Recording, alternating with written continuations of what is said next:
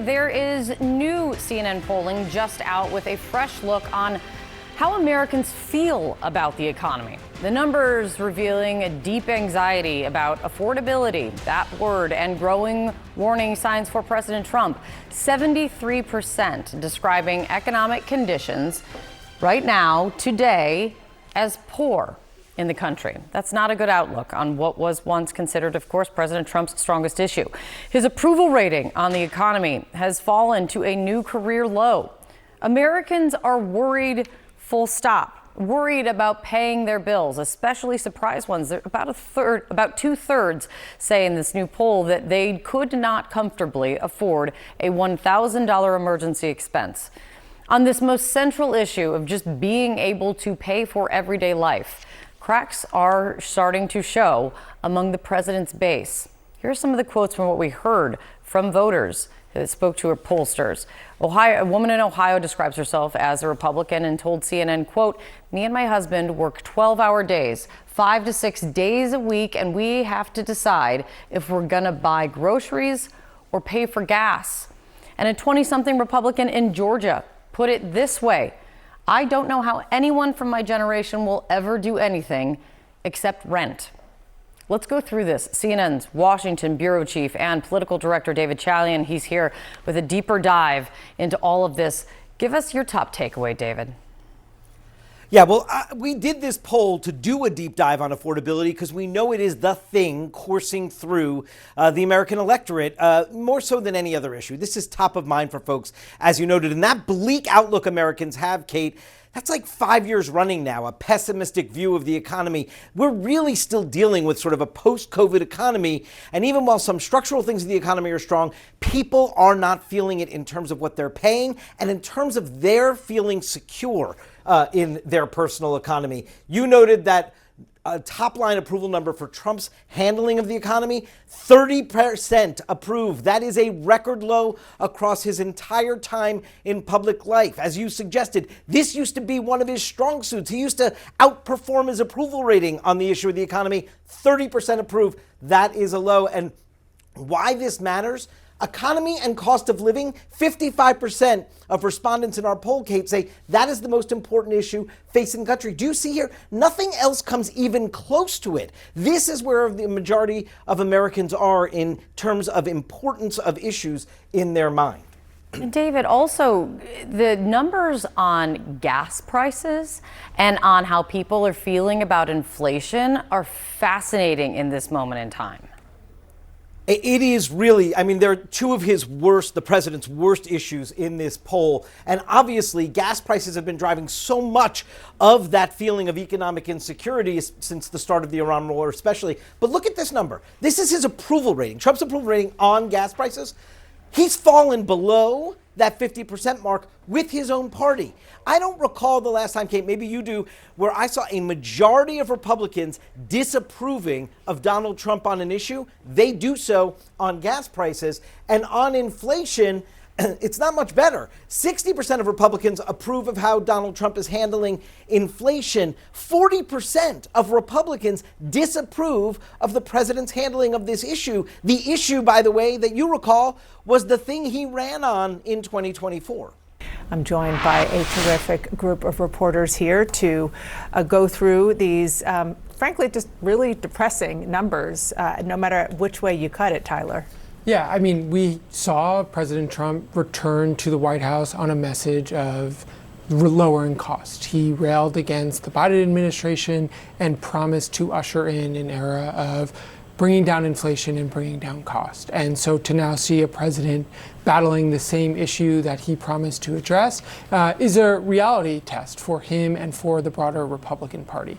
Obviously, much of this is driven by the conflict with Iran and the difficulty in lowering gas prices because of the closure of the Strait of Hormuz, but it is filtering in a sense across parties across the nation of Americans that feel that things are just too expensive. And obviously gas is a primary driver of that, but it's much broader than that. And I think that is the challenge the president, the White House, and his entire party face when this economic sense is hard to uproot. And so even if gas prices start to decline somewhat in the coming months, Americans are overwhelmingly, as the new CNN poll shows, dispirited with the economic situation. And it's wide and it's deep. And we're just going to put up some of the numbers broken down by demographics. First of all, if you look at the whole question of the economic conditions are poor, all of these respondents you see there in the middle say 73%. But if you look at gender, men 67, women 78. Look to the right of your screen by race, white, Black, Hispanic. I'm sort of most interested in the last two, 82 and 81% for Black and Hispanic, considering the fact that the president genuinely did better with those demographics. Speaking of that, if you look at the lower left of your screen, under the age of 35, younger people, 83%. And then if you look by income, really the people who feel the best, not a surprise, are those who make over $100,000, but it's still 64%. Yeah.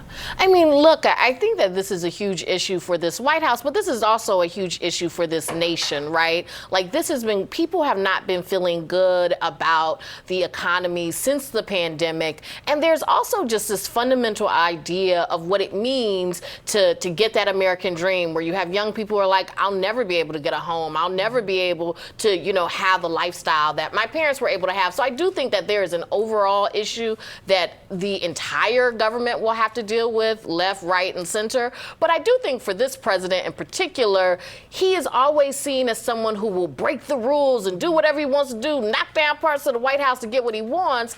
But then on this issue, it seems like, oh, well, we'll roll back the gas tax. That's like 18 cents. Like, where's the dramatic action? And I think that people will be asking that. Like, what? Okay, do something dramatic to help lower these prices. Right. And the dirty little secret, maybe it's not so secret, is it's not that easy. It's not. There is no magic wand, not which at all. president after president who have dealt with things like this feel that way.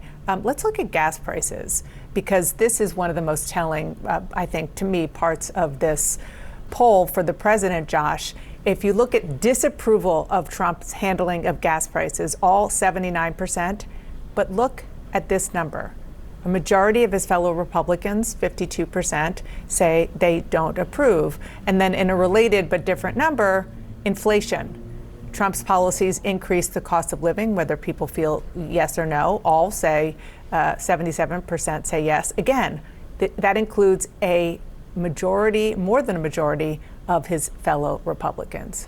Yeah, it's a striking difference from the first term when he was in office and the campaign, where no matter what sort of controversy he was embroiled in, no matter what he was doing, his numbers on the economy tended to be higher than Democrats, right? In his first term in office, it was the one issue that most of the time he was above water. He was above 50%. That even if people didn't like, X, Y, Z, whatever he was doing, foreign or domestic policy, they gave him credit on the economy.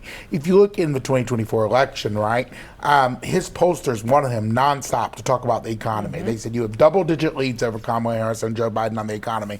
Americans may not like you on these other issues, but on the economy, they trust you the most. And you're seeing significant erosion there, right? It's the first time as Trump, as a political figure, when he's been, in public life, really since 2016, where his numbers have plummeted on the issue that Americans have traditionally given him the highest marks on. On the economy. Right, on the economy. They would get tired of other things, but they would say, you know what, we give him credit on the economy. That's what matters to us. We want lower prices. We want lower gas. We're willing to put up with X, Y, Z thing, whatever, right?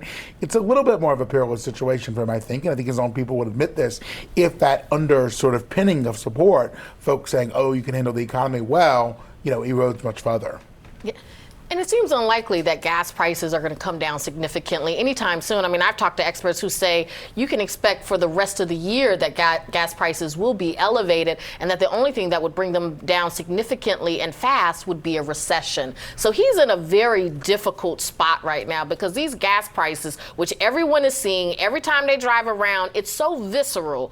They're not going to come down dramatically. So one of the big political questions, really the big political question, is how this is going to affect turnout and the outcome in the midterm elections. put this question up on the screen, if you will. It's what we call the generic ballot. Your choice for Congress, whether or not you'll vote for a Democrat or a Republican. There's no clear leader.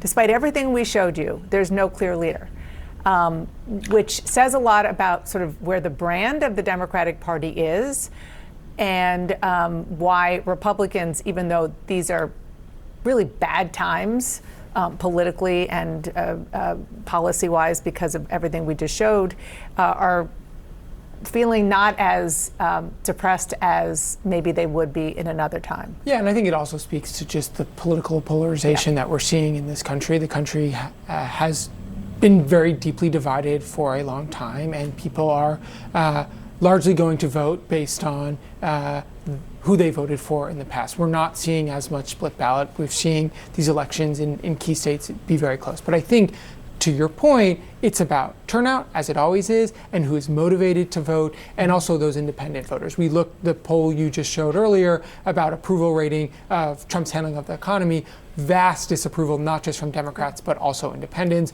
Those are going to be key voters as we head into the midterms.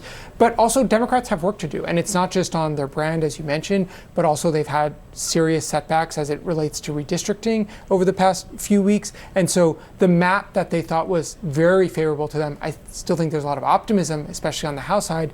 But the map has shrunk in some ways in key areas, especially in the aftermath of the Supreme Court decision. Yeah, we'll talk about that. And they have other fundamental issues, right? The Democratic Party does. They have zero money. I mean, the last report shows they literally have no money. They put together this whole autopsy of the 2024 election. Now they won't put it out because of visions on the party. Trump's numbers are not great, and still, basically half of the country says in that poll, we might still pick, Republicans over Democrats. I mean, the numbers are generic. And as Tyler said, with the maps, I mean, there are lots of ways that the Republicans are chipping away seat here and there, right? So a lot of experts say that the Democrats still are favored in the midterms, right? I think the broad number of experts that we've talked to do. But I don't think it's fait accompli, right? And part of that is because of a space that the Democrats find themselves in right now after the bruising 2024 election.